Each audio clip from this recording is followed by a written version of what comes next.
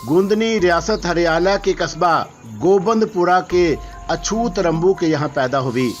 उसी तरह जैसे गरीबों के बच्चे खामोशी से पैदा हो जाते हैं। रात गए जब रंबू चर्च के नशे में धुत देवरी में पड़ा था और असीली के दर्द उठा। घर में और कोई नहीं था और शदीद तकलीफ के आलम में उसने रंबू को झंझोड़ कर उठाने की कोशिश की, लेकिन रंबू तो उस वक्त अंदर सभा में बैठा दम लगा रहा था। वो आंखें बंद किए मुस्कुराने के सिवा और कुछ ना कर सका। कालीचरण की फंसी फंसी आवाज उभरी। तो काली के चरणों में जा, यहाँ पड़ा क्या कर रहा है। वो हंस पड़ी और नौजवान कालीचरण के कानों में घंटियां सी बज उठी। अप्सरा के बदन की धीमी धीमी खुशबू उसे पागल किए दे रही थी। मुझे पहचानता है? उसने अपनी नकरई आवाज में पूछा। हे भगवान, तू तो नागरानी है। हाँ, नागरानी हूँ, मगर अब जून बदल चुकी हूँ और जिस जून में हूँ उसके मान पूरे करना चाहती हूँ।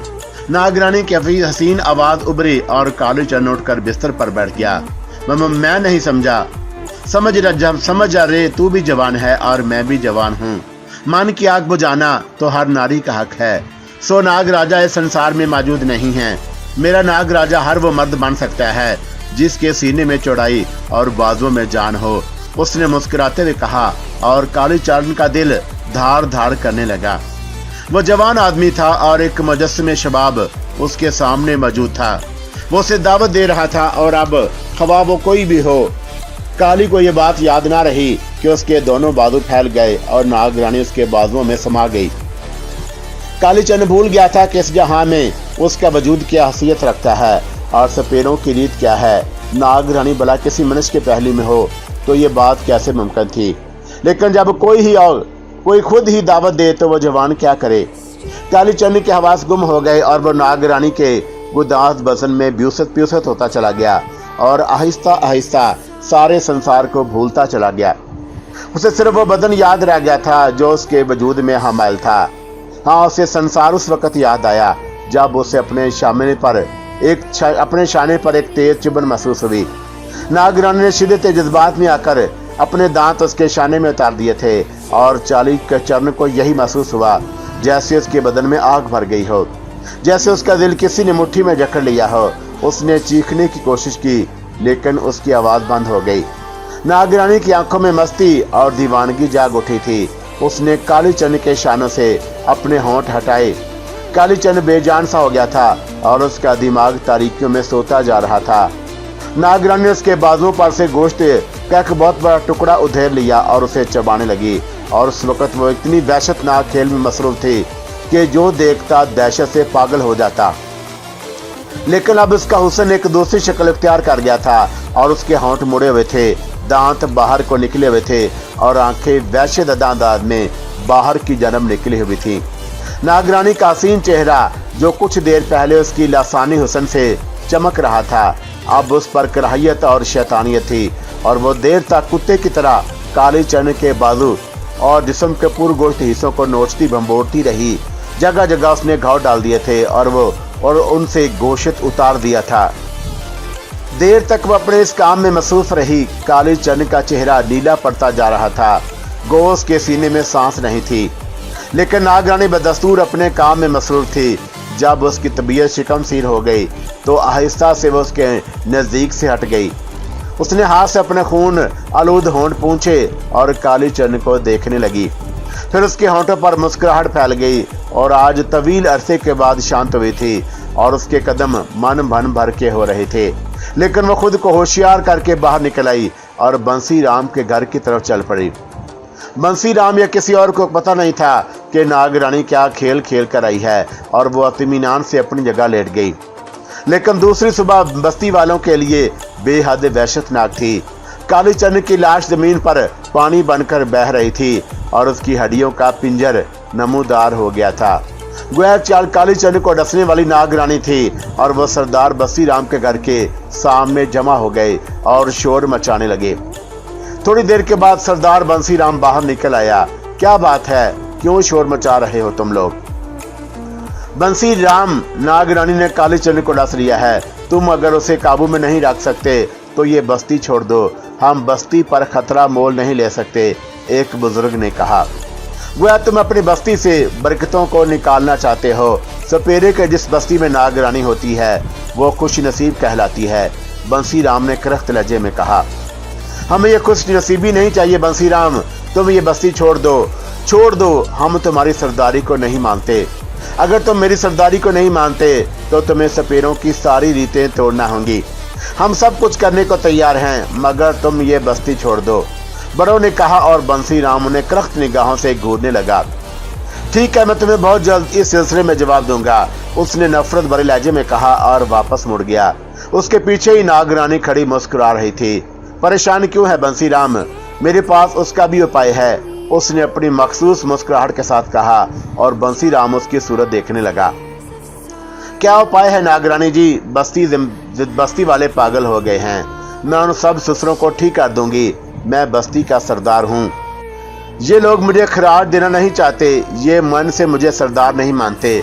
बस्ती के बूढ़े ये बात मानने के लिए तैयार नहीं कि तुम नागरानी हो। तुम अगर कहो तो मैं इन सब को डस लूं, मगर क्या फायदा, तुम्हें धन दौलत चाहिए ना, मैं तुम्हारा घर मोतियों से भर दूंगी, मगर इस बस्ती से निकल चलो, कहीं और चलो। सुनो, तुम्हारी इस रियासत का नाम क्या है? कुलवंदी। यहाँ का राजा कौन है? यशोनत पाल, बड़ा दयालु है। बूढ़ा है कि जवान? नागरानी ने पूछा। बूढ़ा आदमी है और उसके बाद उसका बेटा अजीत पाल राजा बनेगा, बंसी राम ने जवाब दिया और नागरानी के होंठों पर मुस्कुराहट फैल गई। फिर उसने आहिस्ता से कहा, तुम कब तक सपेरे बने रहोगे बंसी राम? यूं करो, तुम राजधानी चलो और जैसा मैं कहूं करते जाओ, मैं तुम्हारे भाग बदल दूंगी। बंसी राम, मगर शर्त यह है कि जैसा मैं कहूं करते चलो। मैं वही करूंगा नागरानी जो तुम कहोगी, बंसी राम ने कहा। बस तू अपनी पत्नी और बच्चों को तैयार कर लो, हम राजधानी चलेंगे, नागरानी ने कहा और बंसी राम ने गर्दन झुका दी। फिर उसी रात वो बीवी बच्चों को लेकर नागरानी के साथ राजधानी चल पड़ा। रास्ते में नागरानी ने कहा, बंसी राम, आज से मेरा नाम राजकमल है, समझे? आज से तुम मुझे राजकमल के नाम से पुकारोगे। और बंसी राम ने गर्दन हिला दी। कलवंदी की फिजाओं में चिराग ही चिराग जल रहे थे। जिस वक्त कलवंदी में दाखिल हुए, रात खत्म होने के करीब थी, लेकिन पूरे शहर में दिए ही दिए नजर आ रहे थे। राजकमल ने ताज्जुब भरी निगाहों से बंसी राम को देखा। आज दिवाली तो नहीं है?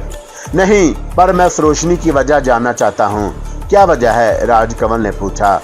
महाराज यशोनत पाल का बेटा अजीत पाल सख्त बीमार था, अब वो ठीक हो गया है और उसकी सेहत का जश्न मनाया जा रहा है। तुमने ये बात पहले तो मुझे नहीं बताई थी बंसी राम। याद नहीं रही थी नागरानी, मैंने एक रावी की जुबानी सुना था जो राजधानी से आया हुआ था। तो ये बड़ी खुशखबरी है। लेकिन बंसी राम, तुमने मुझे फिर नागरानी कहा। मैंने तुम्हें बताया था कि अब मुझे सिर्फ राजकमल कहा करोगे और ये बात भूल जाओगे कि मैं नागरानी हूँ। भूल हो गई, क्षमा कर दे नागकमल, मेरा मतलब है कि राजकमल, बंसी राम ने कहा। अब किसी जगह डेरा डालो, मैं थक गई हूँ, राजकमल ने कहा और बंसी राम कोई मुनासिब जगह तलाश करने लगा। फिर उसने कलवंदी की सरसब्ज़ फिजाओं में एक जगह मुंतखब की और बैलगाड़ी रोक दी और वहां 2 खैमे गाड़ दिए। उनमें से एक खैमे में उसके बीवी बच्चे थे और दूसरा नागरानी के लिए मखसूस था। बंसी राम की तो ईद हो गई थी, उसे नागरानी क्या मिली? उसके दिल दर्द दूर हो गए थे, वो बस्ती का सरदार बन गया था। अगर वो चाहता तो बस्ती वालों के साथ जबरदस्ती कर सकता था।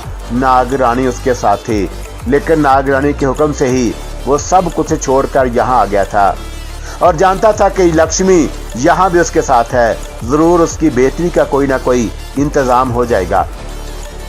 दूसरी तरफ राजकमल के सोचने का अंदाज कुछ और ही था और उसने यहाँ के बारे में जो कुछ सुना था उसे सुनकर तो उसकी बातें खुशी से खिल गईं।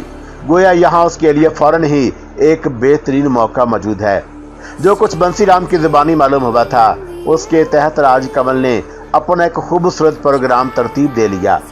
वो घाघ औरत थी और तवील अरसे तक उसने अपनी जहानत से एक आलम को बुला रखा था और उसके बाद वो अताब का शिकार हो गई थी। लेकिन बिल आखिर ये परेशानी में दूर हो गई और अब वो मुतमिन और मसरूर थी। अब उसे पहले से कहीं ज्यादा कुव्वत हासिल हो गई थी और उसका हुस्न तो सदाबहार था और नागों ने मिलकर अपना जो जहर उसके बदन में मुंतकिल किया था। उसने उस जहर ने उसे हसीन बना दिया था और हसीन शिकारी के लिए एक अजीम और शान शिकारगाह भी मुहैया हो गई थी। रियासत कलबंदी उसके कामों के लिए बेहतरीन जगह थी और वो गोंदनी जानती थी कि शिकार कैसे किया जाता है। वो शिकार के लिए बेहतरीन मौकों से वाकिफ थी। बहरसूरत इस वक्त उसके खेमे में ही क्याम था। दूसरी शाम जब झटपटा हो गया तब वो बाहर निकली और बंसी राम के साथ खेमों के उस शहर की जनब चल पड़े जो रोशनियों का गढ़ था, और उसने महल के इर्द गिर्द फैले हुए खेमों में मुख्तलिफ खेमों का जायजा लिया। हर शख्स अपनी खुशी का इजहार करने के लिए ताब गा रहा था। गोंदनी बहुत देर तक इधर उधर घूमती रही। इस तरह महल में दाखिल होने का मौका तो नहीं था, लेकिन भला उस जैसी हसीन परी रूह को इस किस्म के कामों में क्या दिलचस्पी हो सकती थी। अलबत्ता जल्दबाजी की वो कायल नहीं थी। बंसी कराम के जरिए उसने महल के हालात मालूम किए और बिल आखिर एक फैसला करके वापस आ गई। बंसी उसके साथ खुश चल रहा था। रास्ते में उसने गोंदनी से पूछा, नागरानी आपने क्या अंदाजा लगाया? किस बात का बंसी राम? गोंदनी ने पूछा। मेरा मतलब है कि यहाँ हमारे लिए क्या गुंजाइश हो सकती है? क्या जानते हो बंसी राम? गोंदनी ने उस तरह कहा जैसे वो सियासत की रानी हो।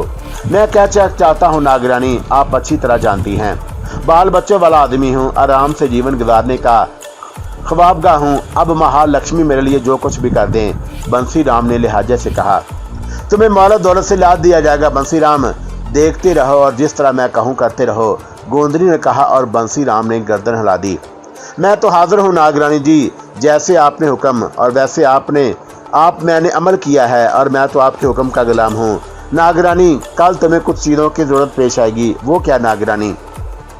अभी से चिंता करने की जरूरत नहीं बंसी राम, मैं तुम्हें उनके बारे में बता दूंगी, तुम उन्हें मुहैया कर देना। जरूर नागरानी। और हाँ, कल की रात हम राजमहल में होंगे। राजमहल में? बंसी राम तअज्जुब से चौंक पड़ा। हाँ, राजमहल में। गोंदनी मुस्कुरा दी। मगर किस तरह नागरानी? बंसी राम ने पूछा। वो गोंदनी को तीखी निगाहों से देखा। क्या मुझे सवाल का जवाब देना होगा बंसी राम? नहीं नहीं लक्ष्मी रानी, भला बंसी राम की मजाल कि वो आपसे किसी बात का जवाब मांगे। मैं तो बस आपसे इस बात पूछी थी। बंसी राम तो एक मामूली सा सपेरा है, वो राजमहल में कदम रखने की जुर्रियत भी नहीं कर सकता। मैंने जीवन में कभी सोचा भी नहीं कि राजा यशवंत पाल के दरबार में जा सकूंगा, मगर आप कहती हैं कि तो ये काम मुश्किल ना होगा। बंसी राम ने धीमे लहजे में कहा। हाँ, हम कहते हैं तो ये काम मुश्किल नहीं होगा, गोंदनी ने पूरे एतमाद लहजे में कहा और बंसी राम ने गर्दन झुका दी। वो वापस अपने खेमों में चले गए। गोंदनी अपने खेमे में चली गई और बंसी राम अपनी बीवी के पास। बंसी राम की बीवी की बहुत सी शिकायतें दूर हो चुकी थी और अब वो बंसी राम को निकम्मा और नखट्टू नहीं कहती थी, बल्कि किसी कदर परेशान थी। कभी कभी तो से यूं लगता जैसे गोंदनी ने बंसी राम पर जादू कर दिया है।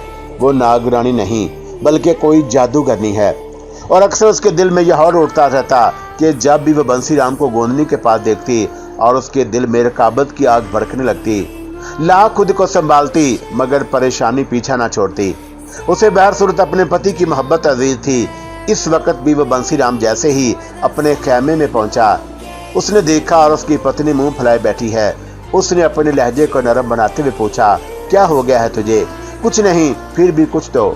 मैंने क्या दिया ना, कुछ नहीं, बंसी राम की बीवी ने नाक चढ़ाकर कहा और बंसी राम को गुस्सा आ गया।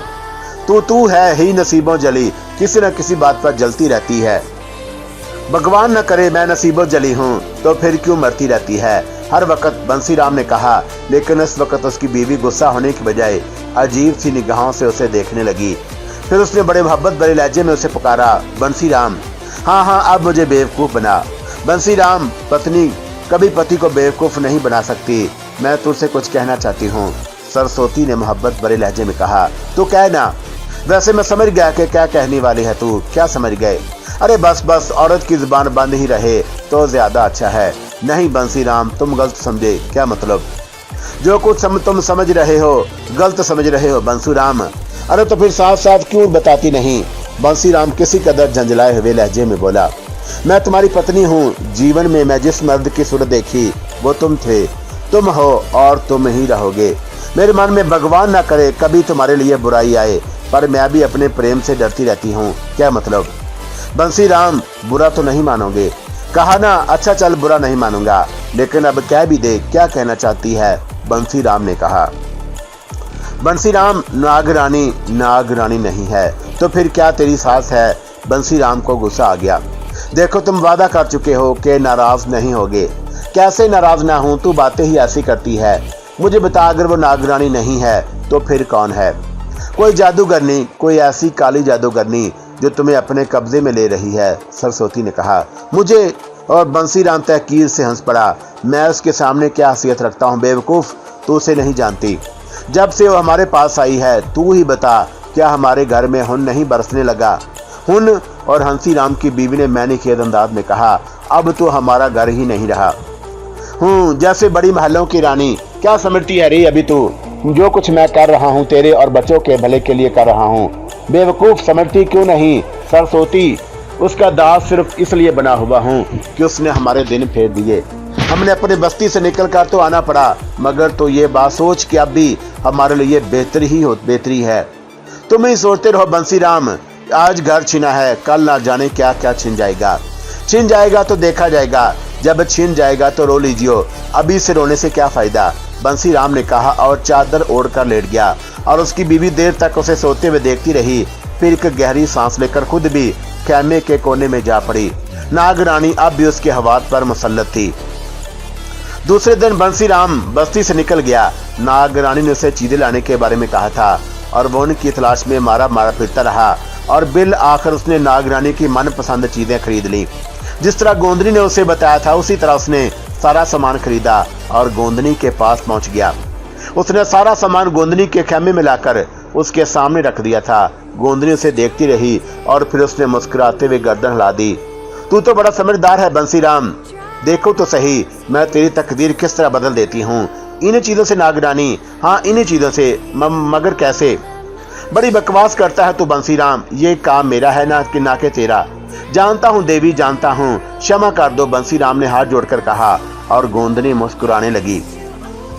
भला ये बेवकूफ सपेरा क्या जाने कि काम किस तरह किया जाता है, उसने सोचा और फिर शाम होने का इंतजार करने लगी। शाम को उसने सरस्वती को अपने खेमे में बुलवाया और उससे बोली, क्यों रे सरस्वती, तू मेरे बारे में बड़े बुरे ख्यालात रखती है ना? उसने कहा और सरस्वती कांपने लगी। नहीं, तू लक्ष्मी नहीं। मन की बात क्यों छुपाती है री? और मैं भी तो औरत हूँ, तेरा रोग जानती हूँ, गोंदरी ने कहा और सरस्वती अजीब सी निगाहों से उसे देखने लगी। क्षमा कर दो रानी जी, क्षमा कर दो, उसने हाथ जोड़कर कहा। दीवानी है रे तू और कुछ नहीं, गोंदरी मुस्कुराती हुए बोली। बेवकूफों वाली बातें मत किया कर। अच्छा नागरानी जी, अब नहीं करूंगी, सरस्वती ने लिहाजा से कहा। चल मेरा एक काम कर दे। जी नागरानी जी, सरस्वती कांपते हुए बोली। मरी क्यों जा रही है? मैं कह चुकी हूँ ना कि मैं तेरे लिए कोई बुरी बात नहीं सोचती, ना ही करूंगी। महारानी का एहसान है, सरस्वती ने कहा। तू मेरा बनाव श्रृंगार कर दे, जैसे मैं कहूँ करती जा। और अब मैं जा रही हूँ, शायद आज के बाद तेरे पास ना आऊँ। जी? सरस्वती चौंक पड़ी। हाँ अरे, बिला वजह तेरे मन में धक धक हो रही है, मैं तेरे मन से वो रोग निकाल रही हूँ। मगर नागरानी जी। हाँ, मगर क्या? बंसीराम मुझे मार डालेगा, वो यही समझेगा तो कि तुम मेरी वजह से चली गई हो। वो कैसे समझेगा? बस वो यही सोचेगा, नहीं सोचेगा। लेकिन क्यों नागरानी जी, आप ये बात कैसे कह रही हैं? ऐसे कि वो जानता है कि मैं किसी वजह से कहीं नहीं जा सकती, मगर मेरा दिल चाहता है कि मैं तेरा ये काम करूं। नहीं महारानी जी, अब मैं ऐसा नहीं सोचूंगी। अरे मैं फिर तुझसे कह रही हूँ कि परेशान होने की जरूरत नहीं, बस जैसे मैं कह रही हूँ कर दे। जी, सरस्वती ने कहा और फिर नागरानी ने उसके मुंह से एक अनोखा और अजीबोगरीब लिबास तब्दील किया। उसने चंद चीजें निकालकर सामने रख दी और सरस्वती उसके इशारों पर अमल करने लगी। थोड़ी देर के बाद नागरानी इतनी हसीन नजर आ रही थी कि खुद सरस्वती उसे देख देख कर हैरान हो रही थी। उसने ऐसा लिबास पहना था और हाथों पर सारंग रंगा था कि वह बड़ी सुंदर, बड़ी हसीन लग रही थी। ये चीजें सरस्वती ने कभी नहीं देखी थी। उन तमाम कामों से फारिग होकर नागरानी मुस्कुराई और कहने लगी, बस अब तू जा। और हाँ सुन, बंसीराम थोड़ी देर के लिए मेरे साथ जाएगा और उसके बाद हमेशा हमेशा के लिए तेरे पास वापस आ जाएगा। जो आ गया महारानी जी, सरस्वती ने कहा और वहां से निकल आई। नागरानी के कहने के मुताबिक उसने बंसीराम को खेमे में भेज दिया था। बंसीराम ने भी उसे देखा और देखकर शशदर रह गया और उसने दोनों हाथ जोड़कर गर्दन झुका दी। बंसीराम, गोंदली ने उसे पुकारा। जय महालक्ष्मी, बंसीराम अकीदत से बोला।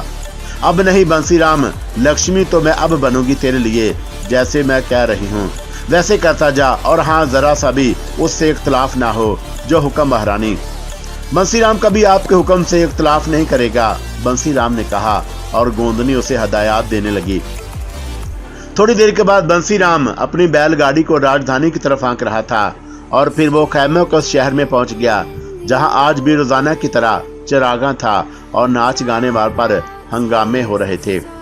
बंसीराम सपेरों का रुख इख्तियार किए हुए थोड़ी देर के बाद उसने नागरानी की हिदायत के मुताबिक महल के उन मुहावजों से राब्ता कायम किया जो दरवाजों पर ऐसादा थे, और उसने आज्ञा मांगी कि उसे भी नाचने गाने की इजाजत दी जाए, और मुहावजों ने उसे अंदर भेज दिया।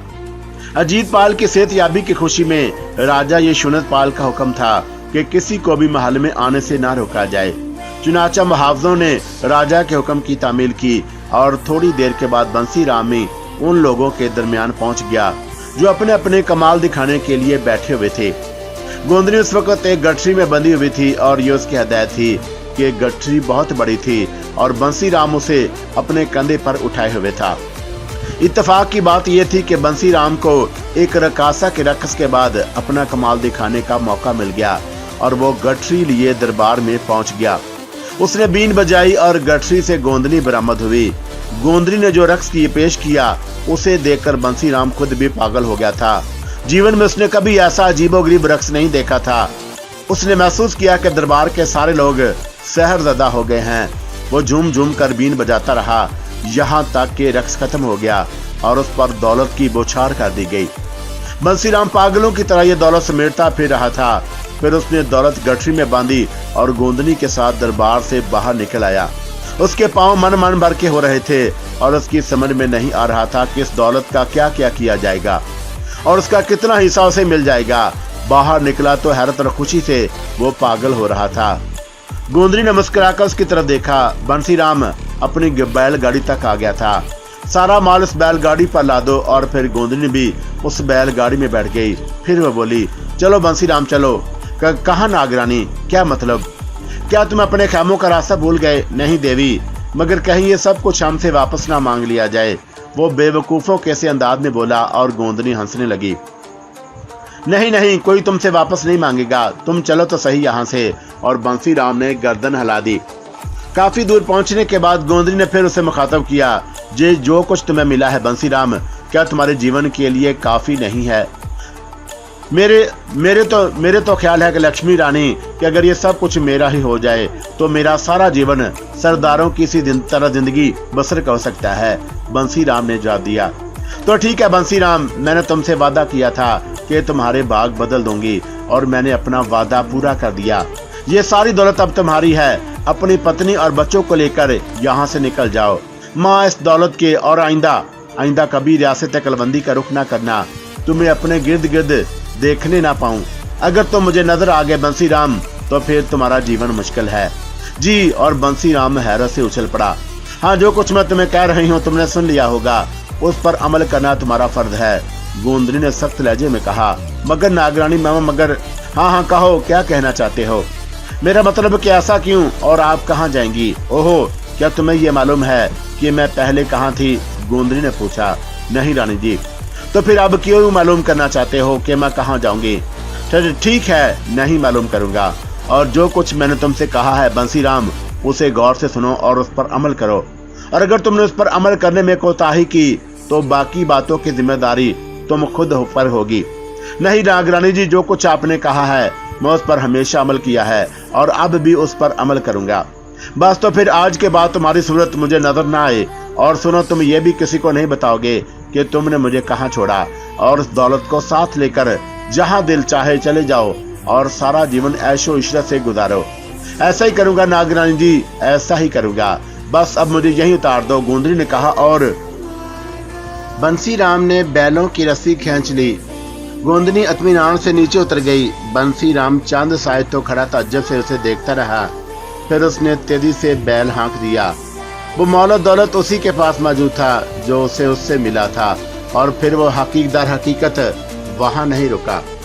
उसने अपने पत्नी को साथ लिया, बच्चों को गाड़ी में बिठाया और तेजी से गाड़ी हंका कर ले गया। उसे क्या जरूरत थी कि पीछे मुड़कर नागरानी के हालात का जायजा लेने की कोशिश करे। कोई अपनी जान उसे नागवार थोड़ी थी, और खास तौर से उस वक्त जब उसके पास इतनी दौलत थी जिसका उसे कोई अंदाजा नहीं था। गोंदली अलबत्ता तन्हा रह गई थी और उसके होंठों पर मुस्कुराहट फैल गई। अपने दानिश में उसने अपने खेल की इब्तिदा कर दी थी, और अब इस खेल को जारी रखने के लिए उसे दूसरे ठिकानों की तलाश थी, और ये ठिकाने तो तलाश करने पड़ेंगे। जैसी हसीना को कौन अपने पास पनाह देने को तैयार ना हो, लेकिन कोई ऐसा ना हो जो हवास की करीब शुरू कर दे, और कोई ऐसा ना हो जो कुछ करना है सोच समझ कर करना है। बंसी राम का खेल खत्म हो गया था, और अब उसे ऐसे इंसान की तलाश थी जो उसके आलाकार बन सके। और थोड़ी देर तक वो खड़ी सोचती रही, फिर आगे बढ़ गई। जगत राजकुमार अजीत पाल के पास पहुंच गया, लेकिन अजीत पाल का चेहरा उतरा और सुर्ख रंग देखकर वो रो पड़ा था। क्या बात है महाराज, क्या तबीयत फिर खराब हो गई है? उसने परेशानी से पूछा। नहीं जगराज, ठीक हूँ, अजीत पाल ठोस सांस भरकर कहा। ठीक कहाँ हो महाराज, चेहरा उतरा हुआ है, आंखें सुर्ख हैं, जरूर कोई बात है, मैं वीर जी को बुलाकर लाता हूँ। नहीं जगराज, कहीं मत जाओ, और मैंने इसलिए उसे नहीं बुलाया है कि तुम उल्टी सीधी बातें करने शुरू कर दो और मुझे परेशान करो। मैं तुमसे मन की कुछ बातें करना चाहता हूँ।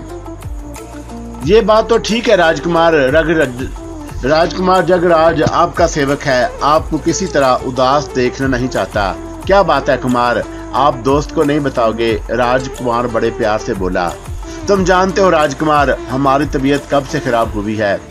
महाराज, अगर जगराज का ख्याल गलत नहीं तो उस समय से परेशान हैं, जब से आपने उस नाचने वाली को देखा है। तुम्हारा ख्याल दुरुस्त है जगराज, और जगराज झूठ नहीं बोल रहा। तो आप इसके हसीन रकासा की सूरत बैठ गई है आपके मन में। अब बार बार ये बात क्यों पूछ रहे हो जगराज? इसलिए कुमार कि आप बड़े ही भोले हैं। क्यों? राजकुमार हंसकर बोला। इसलिए मैं इस भोलेपन की क्या बात है, आप इस इतनी सी बात पर इतने परेशान हैं? आप अपने सीयत क्यों भूल गए हैं कुमार जी? और बड़े राजा महाराजा ये बात जानते हैं कि आपके होने वाले यहाँ के राजा हैं, और इनमें से कौन है जो ये नहीं चाहता कि अपनी बेटी आपसे ब्याह दे? इतने बड़े बड़े राजा आपका हुक्म नहीं टाल सकते। सपेरे की क्या मजाल है कि आपका हुक्म टाल दे? हमारा हुक्म? राजकुमार ने पूछा। हाँ, आपका हुक्म। आप हुक्म दे महाराज कि नाचने वालियों को आपके चरणों में भेज दिया जाए, और वो आपके चरणों में आ जाएगी। हमारा मन नहीं मानता, अजीत पाल ने कहा। किस बात पर महाराज? यही कि वो इतनी आसानी से हमें मिल सकती है। मन की बात छोड़े महाराज, ये बड़ा पापी होता है। आप आज्ञा तो दें, जगराज ने कहा, और उसकी बातों ने जगपाल के चेहरे पर सुर्खी दौड़ा दी, और उसकी आंखों में जिंदगी की चमक वापस आ गई, और वो गहरी सांस लेकर बोला। तुम हमारे दोस्तों में सबसे गहरे दोस्त हो जगराज। मन की बात हम सिर्फ तुमसे ही कह सकते हैं, किसी और से नहीं। हम उसे प्रेम करने लगे हैं। सारी रात हम उसके लिए बेचैन रहे, और हमें किसी तरह से उससे मिलवा दो। रात को वो तो जश्न में नाचने आएगी कुमार जी। रात तो ना जाने कब होगी। हम तो उसके लिए एक एक पल तड़प रहे हैं, और हमें उसके बिना एक पल चैन नहीं आ रहा। तो ये बात है। ठीक है महाराज, मैं भी जाता हूँ, उस तपेरे को तलाश करता हूँ और उसे पकड़ कर ले आता हूँ, जगराज ने कहा। और राजकुमार उछल पड़ा और उसने हाथ उठाकर कहा, नहीं जगराज, इस तरह नहीं। उसे बड़ी इज्जत बड़े प्रेम से लाओ, आखिर वो हमारी प्रेमिका का कोई ना कोई तो जरूर होगा। हम चाहते हैं कि उसे बड़ी इज्जत दें। जाओ और सुनो, हम कला महल में तुम्हारा इंतजार करेंगे। हम उसे कला महल ले आना। जो आगे महाराज, जगराज ने कहा, और फिर वह अजीत पाल से इजाजत लेकर बाहर निकल गया। वो अजीत पाल का सच्चा दोस्त था। दोनों साथ ही पले बड़े थे, और अजीत पाल से सबसे ज्यादा अपना दोस्त जगराज पर ही भरोसा करता था। चुनाचा जगराज ने अपनी सामने जिम्मेदारी पूरी तरह महसूस कर ली, और यूं भी अजीत पाल बहुत ही नाजुक मिजाज था, और फिर बीमारी से उठा था। उसकी ख्वाहिश पूरी ना होने का मतलब था कि वो फिर से बीमार पड़ जाए, और जगराज को ये मंजूर नहीं था। अपने ठिकाने पर आकर उसने एक लाहे अमल बनाया, और फिर उन खास लोगों को जो उसके राजदार थे और रात के जश्न में मौजूद थे इकट्ठा कर लिया। हम सबको एक काम करना है। क्या काम जगजी? रात को तुमने सपेरे और नागन की कला देखी थी, कौन उसे भूल सकता है महाराज। सारी रात उसके सपने देखते रहे हो। किसी को मालूम है कि वो कहाँ है? कौन सपेरा? हाँ, ये तो नहीं मालूम। मालूम करना है। जितनी जल्दी मुमकिन हो सके उसे तलाश कर लो। तुम्हें मुंह मांगा इनाम मिलेगा। या तो वो उन्हीं खैमों में कहीं होगा जहां खेल तमाशे दिखाने वाले लोग मौजूद हैं, या फिर बस्ती में कहीं। और सुनो, वो खाना बदोश सपेरा है। कलबंदी में उसका कोई घर नहीं होगा और उसे किसी खैमे में ही तलाश करना है। अब जाओ और उसे तलाश करके फौरन मुझे इतला दो। ठीक है जगजी, मगर बात क्या है? क्या मन आ गया है उसकी नागन पर? एक बेतकलफ दोस्त ने जगराट से पूछा। हाँ, पर मेरा नहीं बल्कि राजकुमार का। और अब तुम देर करोगे तो मैं, जगराज हंसकर बोला, और वो सब कान दबाकर उठ गए। राजकुमार के काम में देर करना मौत को दावत देने के मुताबिक था। जगराज खुद भी इस काम के लिए बाहर निकल आया और उसे यकीन था कि वह सपेरे को ज़रूर तलाश कर लेगा, कि वह उस लड़की को उसके कला महल पहुंचा दे। राजाओं के तो यही खेल होते हैं, और किसकी मजाल जो इन खेलों में रुकावट बन सके।